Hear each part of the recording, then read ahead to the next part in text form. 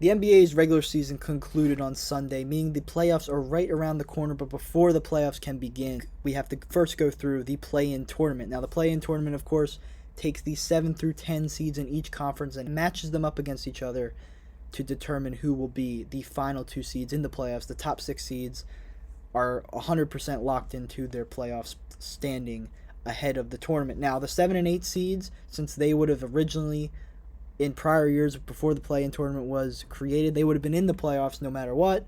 So they play each other. The loser faces the winner of the 9 versus 10 matchup, and the winner of that gets the 8 seed. The other team has to go home. So first, starting out in the Eastern Conference, I just want to give my predictions for how these play-in games are going to go this week. Starting off with the 7 versus 8 matchup, the Brooklyn Nets playing host to the Cleveland Cavaliers. Of course, the big story here, the Nets, with Kevin Durant and Kyrie Irving's absences throughout the year, Durant, he missed over a month with a ankle injury, while Kyrie, with all the vaccination stuff, he started the year. The Nets didn't want him to play because he was unvaccinated. They just told him to stay home if he couldn't come to all the games. But then eventually they decided to let him play road games, but he still couldn't play in Brooklyn because New York needed players to be vaccinated. But eventually Brooklyn changed that rule.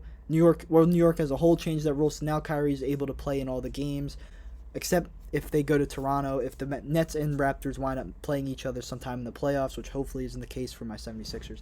But nonetheless, then Kyrie wouldn't be able to play in Toronto. But that's just, I'm overcomplicating things. Kyrie and KD are going to be playing in this game against the Cavaliers, and the Cavaliers aren't going to have some of their better players, notably Jarrett Allen, who's been arguably their best defensive player, their defensive anchor alongside Evan Mobley, the rookie, in that front court. I've got Evan Mobley as my rookie of the year. Darius Garland's also been awesome. He's been a big breakout guard for them. I have him in my most improved race. I had him as the favorite, but then I had some later regrets that I didn't get my guy Maxey that award. I don't know. But either way, Garland is certainly one of the most improved players in the NBA this year. He's been terrific all season. A steady presence for the Cavs, both as a scorer and a creator. But the Cavs have had some injuries throughout the year. They lost Rubio. They lost Colin Sexton. Currently, Jarrett Allen's out. Mobley missed some time towards the end of the year as well. So they plummeted out of their, what originally looked like would be a 4, 5, or 6 seed for them. They're now in the play-in, and they're matched up against two superstars who, even though the Nets' defense is nowhere near as good as Cleveland's, I think they're going to be able to overcome that with the two elite scorers they have on their team. I don't think anyone on Cleveland can really guard Durant. Kyrie, maybe they could give some trouble if they sent a couple guys at him together, some double teams, but you're not going to be able to stop Durant with anyone on the Cavs team right now. And I think the Nets are just going to get the job done. Come playoff time, come the real playoffs, their defense I think is really poor. I wouldn't say there's one above average defender in their rotation except maybe Bruce Brown, but he's only 6'4". He can get exposed in certain matchups. But that's a topic for another day. In terms of the actual play, and I think the Nets are going to easily get past Cleveland here and earn a matchup with the number 2 seed Boston Celtics in the first round. So then Cleveland would play the winner of the game between the 9 seed Hawks and the 10 seed Hornets, two teams that are actually over 500. Unlike the Western Conference, which I'll get into, the teams here, they were pretty close to the playoffs, and both Atlanta and Charlotte, 42 wins this season. Atlanta we thought would have at least I thought would have a much better season. I had them pegged as a top 5 team in the East after the Eastern Conference Finals trip last year. I thought they had a lot more depth than they showed this year. But Trae Young, he's really come on for the Hawks towards the end of the season. He's about 28 points a game, and it's probably been more than that over the last month or so. He's really gotten this Hawks team, which has dealt with injuries to some important players like John Collins. I think DeAndre Hunter also missed some time earlier in the season. And also just some disappointment. I mean, defensively, they haven't been what they were last year in the playoffs at all. Clint Capella missed some time as well. So it's been a rough year for the Hawks. Certainly disappointing, but they still got a chance to get in the playoffs here. And I think going against Charlotte, who, even though I like their team, I like a lot of the players, I don't think defensively they can really stop Trae Young whatsoever. And if the other Hawks guards, whether it's Bogdanovich, Lou Williams, Kevin Huerter, if they get hot, start firing from threes in that game, I think it's going to be tough for Charlotte to keep pace. I like LaMelo Ball. I like their wings, whether it's Oubre or Miles Bridges or PJ Washington. I like the players they have. But especially without Gordon Hayward, who's an important both scorer and creator on the wing for them, and also just very few above-average defenders on that team, I think Atlanta's the safe pick to defeat Charlotte on the back of a Trae Young hot streak that has been going on for about a month now as he got the Hawks back in the playoff conversation. So when Cleveland and Atlanta would meet in this scenario, I think the Hawks would have the edge here. I just think Trae Young's been really hot lately. He's been on fire, and Cleveland they've been in a funk just because of all the players in and out of their lineup. I really like their role players. I think they're probably deeper than the Hawks for sure. But right now, I'm not sure if they're going to be able to stop Trae Young, especially in a one-game scenario, March Madness-esque scenario. I think the Hawks are going to be able to bounce them, earn that 8 seed, and a matchup with the Miami Heat. So with that in mind, taking a look at the Western Conference standings as well, the 7 seed Timberwolves, who are I think they're 45, 46 wins on the season, and they're going to be playing the Clippers, the 8 seed, who just never gave up this year. With Kawhi missing the whole season, Kawhi Leonard, their star player, and Paul George missing a good portion of the season. He only made it 21 games in the year before a injury sidelined him, but he just returned about 2 weeks ago, and he's looked really good.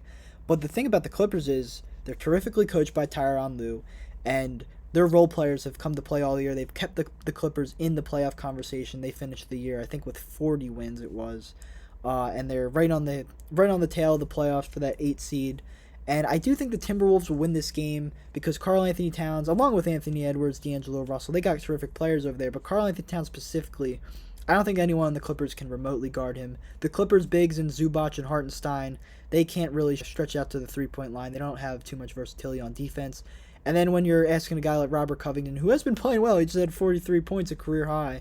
But I don't think that's even a small ball center like Covington who can switch positions defensively. I don't think he can stop Towns. I mean, there's no way he's going to be able to keep Karl-Anthony Towns' cat away from that basket, whether it's from the three-point line or down low in the post. I think this is going to be a win for the Timberwolves, who have really been a revelation this year. I didn't see a playoff berth for them coming at all, but Chris Finch has proven to be the right man to helm the team going forward. I've been impressed with D'Angelo Russell. I thought he was going to fit a lot worse alongside Anthony Edwards.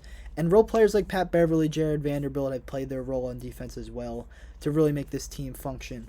So I think they're going to get the 7th seed and have a matchup with the Memphis Grizzlies, which would be a really interesting matchup. The Grizzlies probably win that, especially if Ja's healthy. But that's a topic for another day, I suppose. But then with the Clippers losing this game, they'd be matched up with the winner of the Pelicans versus Spurs matchup. And these are two teams who are well below 500. The Pelicans, 36 wins. Spurs, 34. For the Pelicans, I think if things went a little differently to start the year, they'd probably be at least 40 wins on the season for sure. They started, I want to say the number was 1-7, but they started really poorly to the season. Star player Zion Williamson has been out all year with a broken foot. And it just looked like they weren't going to gel, but just guys started stepping up. Jonas Valanciunas and Brandon Ingram continued to be the scoring threats they've been in the past.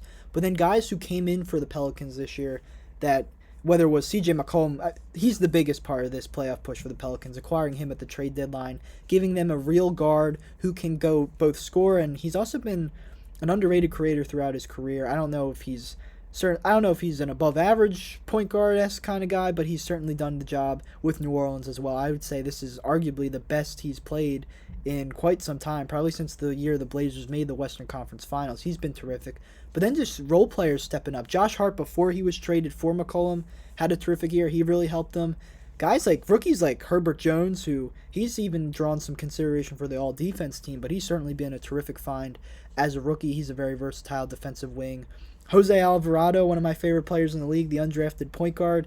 He's been a real find for them off the bench. He's been helpful. Devontae Graham, who may be a little overpaid contract-wise, but it never hurts to have a three-point shooting guard, someone who can knock down some threes. And I think that's something the Pelicans really needed, especially before they had McCollum. And even sneaky guys like Larry Nance Jr. and Tony Snell, who they got in the McCollum trade, those are good. Nance Jr. is a really good defender, and Tony Snell, he hasn't missed a free throw in like 4 years. He's always been able to play a role on playoff teams, whether it was Atlanta or Milwaukee in the past. So he knows what he's doing when it comes to a playoff scenario. He's been out there before. I think the Pelicans have a nice roster. They have a lot of depth, just like the Clippers, who, as I mentioned, without Kawhi and Paul George, they stayed afloat. They now have Norman Powell as well, who's an 18-point-a-game scorer. They got him along with Covington in a trade with the Trailblazers. A terrible trade, by the way. I don't know what the Blazers were thinking there.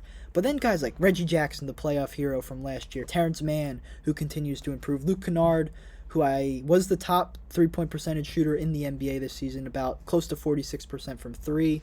Even the centers like Ivica Zubac, Isaiah Hartenstein, as I mentioned before, they've played their roles quite well. Marcus Morris, you could go out on the roster. This is like year 5 straight of me really loving everyone on this Clippers roster. And now that Paul George is back, I think they do have a really good shot at not really giving the Suns trouble, but we saw this team last year play the Suns in the second round of the Western Conference Finals without Kawhi, and they gave them trouble. It was a 6-game series, if I remember correctly. And I would say they're better this year with Powell and Covington in addition to all those guys from last year. I'm not saying the Suns would lose. I think the Suns have been terrific this year.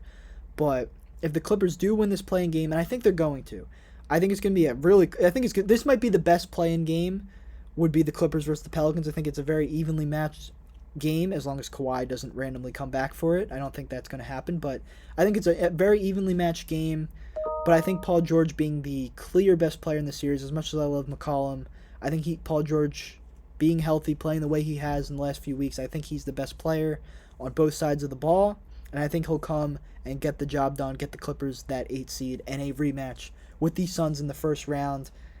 Like I said, I find it tough to believe that the Clippers would really beat the Suns, but we've seen, even without Kawhi, as I just mentioned, they've given trouble before. So that's my play-in game predictions, setting up for the NBA playoffs. We'll see what happens tomorrow and throughout the rest of the week before the playoffs start next Saturday. I'm really excited for these playoffs. I think it's going to be a really competitive year.